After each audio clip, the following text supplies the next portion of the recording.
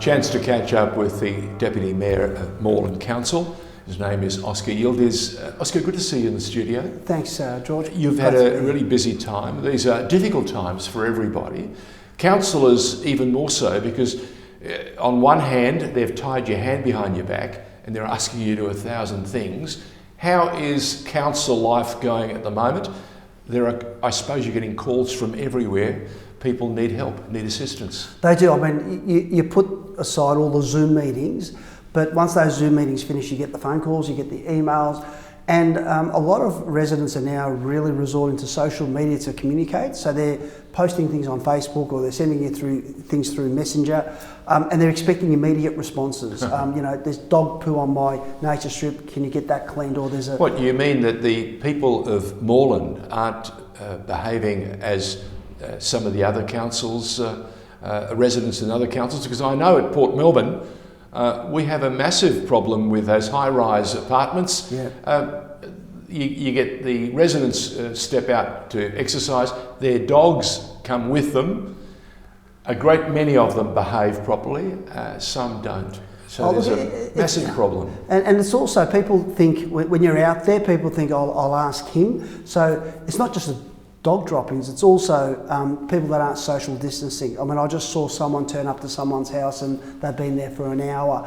3 people have turned up to a house. There's a couple of people standing in front of a house. So I'm getting all these complaints as though... Mixed messages, yeah, on the hotline. And look, I'm happy to do that, but it gets to a stage where you just get call after call after call, and it is our job. That's what we do. Yeah. But I think all councillors at the moment quite confused, because we've got a council election coming up in October where we can't campaign for. Yep. Where on the people need to enrol. Yeah, people need to enrol by tomorrow, by 4 o'clock tomorrow. So by 4 p.m, if they haven't enrolled, they can't vote. But if they are enrolled, they need to make sure they do vote, because otherwise they'll risk a fine of I think it's $95 or whatever it is. But you can at least get online. You can get online and enrol. But tell me something.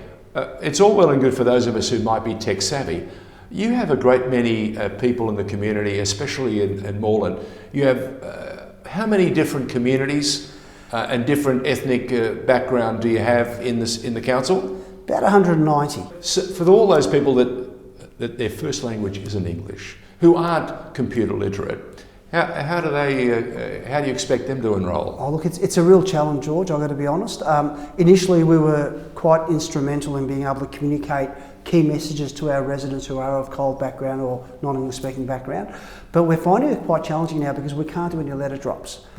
Or pamphlet or whatever. Or pamphlet drops, yeah. And even Australia Post is quite... we know they're overloaded with the amount of work they've got. So it's making it really challenging to be able to deliver the message. Why are the elections going ahead? Can you explain to me? We're in the middle of a crisis. Everyone says it's unprecedented. Why are we continuing to think that let's be normal?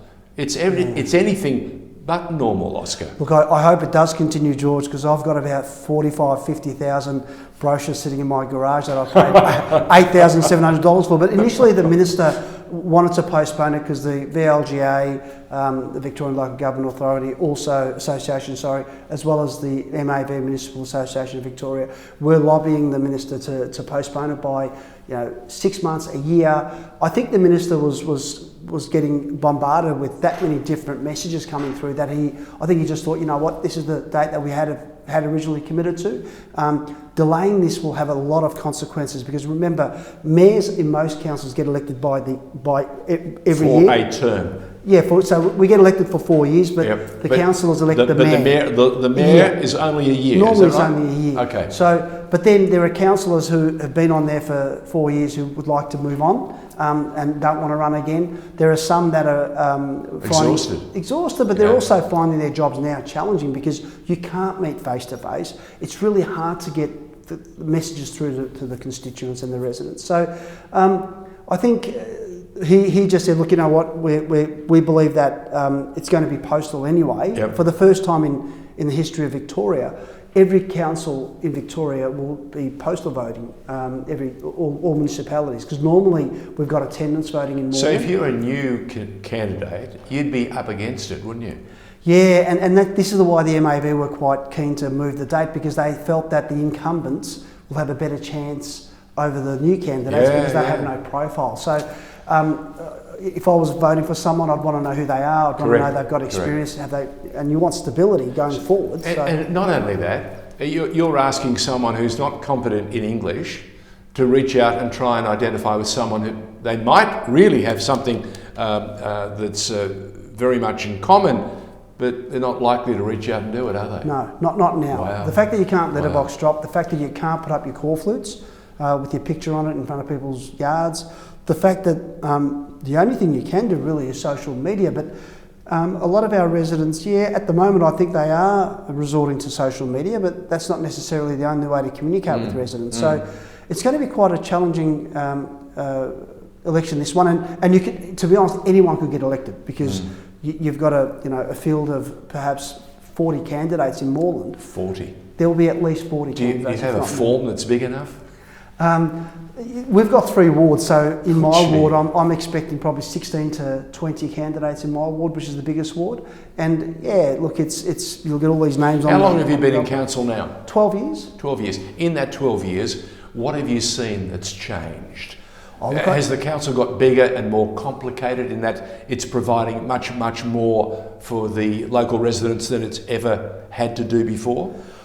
Look, people will often have a go at me, George, because I tend to stick to the key things that we're voted in to do, and that is the rates, roads and rubbish. I'm really passionate about getting those things right first. Look, I have friends of mine in business, and they say, let the local councils just do that, which is just, and let the rest of us do what we need to do. Exactly.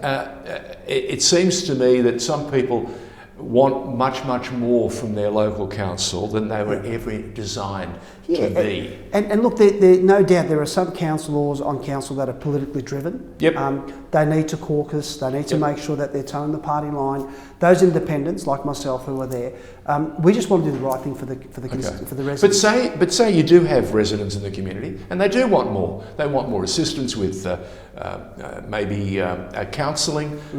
They might need pathways for their children. They might have children who need an outlet, and rather than see them go off the rails, we try and do something through council. Now, there are a number of councils who are a bit more active in that area, and it may well be because of the physicality of where they are in the state or in the city, and they've got a lot of space. They can provide services.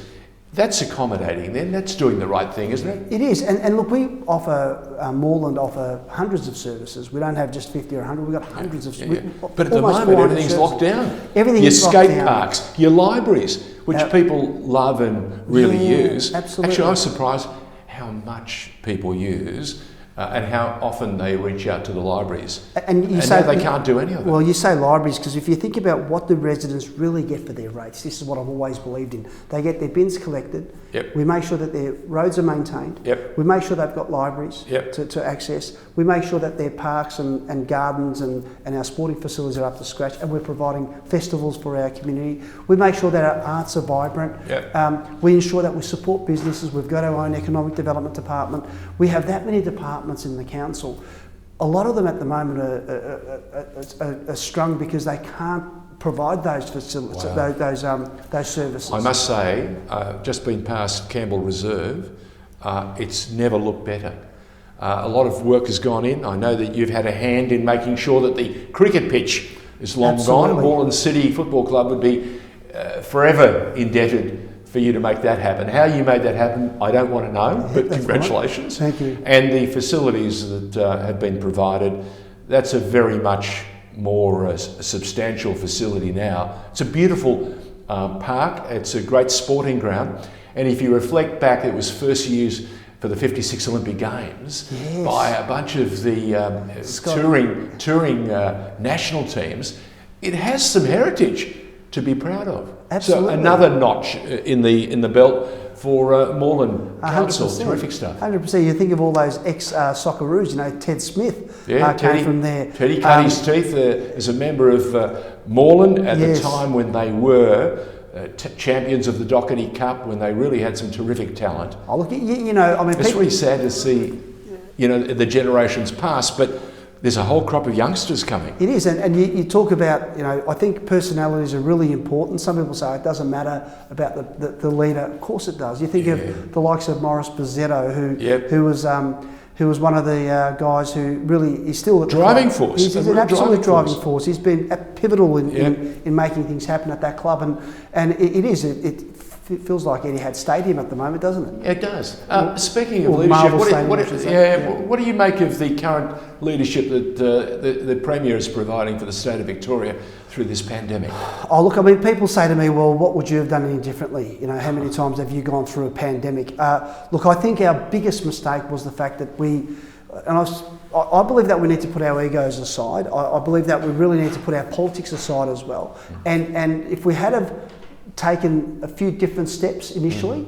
It's easy in hindsight to say, I would have done this and I would have done that. But I think we made some really bad mistakes, and unfortunately those mistakes have cost us where we are at the moment. And you think of the other states, what did they do differently? You think of the whole of Australia in terms of how many deaths and how many cases we've got. Victoria is almost quadrupling the number for the whole of Australia. Yeah. And so it's not good enough to say, what would you have done? Yeah. If indeed everybody was doing the right thing here, we'd be seeing it replicated right across Australia. 100%. And we're not. So what have they done here that's wrong? Well, I think, again, it goes back to the worst thing we could have done was allowed the protests, because that sends a clear message to my community too, that if 10,000 people can protest and I can have 50 people at my house for a little gathering for an engagement, I think we really mucked up the hotel quarantine, whether we were offered ADF or not.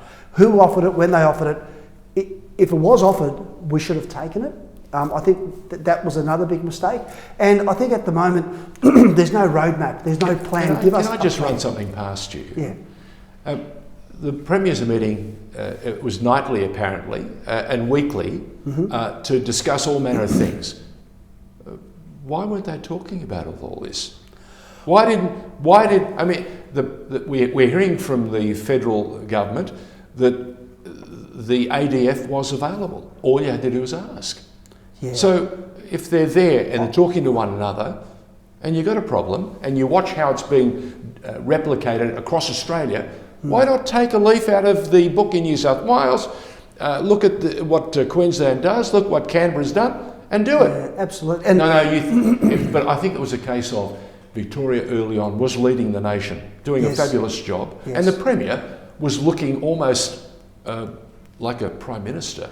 So maybe there was a little hubris that snuck in there, and they dropped the ball. Because when they started making mistakes, they went that away real quick. And we went, exactly, and I think it's a monumental stuff up, to be honest. And we went dramatically, and you look at the results, so the numbers at the moment, the numbers are coming down for testing, but our death rate's high. Yeah. And you look at what they did in Italy, I think we really should have taken note of what other countries were doing. We in fact have become... What, you mean actually watch the world news? 100%. Wow, no. We know how to contain everything in Australia. Yeah, look, I think we needed to take a leaf out of other countries' books and have a look at what they were doing. But I think what people need, and what I'm hearing from people, is I think we need to get over the bashing. I think we need to now move forward and go, okay, what's the solution? I'm not advocating for people to not wear their masks. I'm certainly not advocating for people not to keep their distances. We need to adhere, and we all need to play our part. Yeah, but exactly. Give me some hope. Yep. Give me a roadmap Yep. for me to be able to say to my two kids, my young kids, this is where we're hoping to be. Because at the moment, the biggest issue, I believe, is that there's nothing to look forward to because we don't know. And neither would he know. And his advisors are probably, telling him this is what we should do and this is what we shouldn't do. But I think he's got to come out and say, we believe that by this date, this will happen. And if it doesn't happen, we'll be able to do this. But you know what? For the mistakes that have happened, I accept it. We've made mistakes. I think the worst thing a politician can do is not admit mistakes. The worst thing a politician can do is not to be truthful, because people see through it. People look in your eyes and they know if you're lying or not. And I think we just need to be truthful and go, hey, we've mucked up. If we haven't mucked up, great, this is where we're going, and let's get there. But bring everyone with you. George, you're a very good leader yourself. Leadership is not about telling people what to do. People don't respond to being told. Bring them along the journey of wherever you're going. Get us on your bus. Because at the moment, people are falling off the bus and they want to get off it. So we want to go on this guy's bus, on the Premier's bus, but tell us how to do it. Because there are a lot of people at the moment that are confused. And the hysteria, George, the anxiety, the fear, the apprehension, the fact that I can't take my bin out after 9:30 because I might get pulled over by police. 9:30, 8 o'clock is the curfew. I know, but Just need to remind you. Some bloke took his bin out the other night at 9:30 and he was accosted by police. I mean, I think our police force are doing an incredible job. They've been asked to do things that they never imagined, or nor did they sign on for. No, you don't take the oath to go around and tell someone to wear your mask at 9:30 at night. Mind you, at 3:30 this morning, there were people walking around parts of Melbourne. That's not acceptable. That's not kosher either. No, because I'm not. And if I'm in my house from 8 till 5 a.m, and even last night, George, at 9 o'clock, I thought, I can't believe the situation I'm in. I'm actually locked in my own home as though I'm an animal, as though I'm a prisoner. But you know what? Hey, play the part. Okay. Because you feel that way, but we're in this together, because if we have another outbreak, this means another potentially 6 weeks. Let's not go there. Stage 4. Let's not go there. I hope not. Yildiz, the Deputy Mayor of Moreland, giving us a lowdown of what life is like in council, but more importantly, the sorts of things we should be addressing. And if we want to get through this current crisis, we need to behave. We need to follow what the health authorities have put down, and wish you all the very best with the upcoming elections. Pleasure. Thank in you, October. George. Thanks for the opportunity. Thank you. Appreciate it. Thanks, Informer.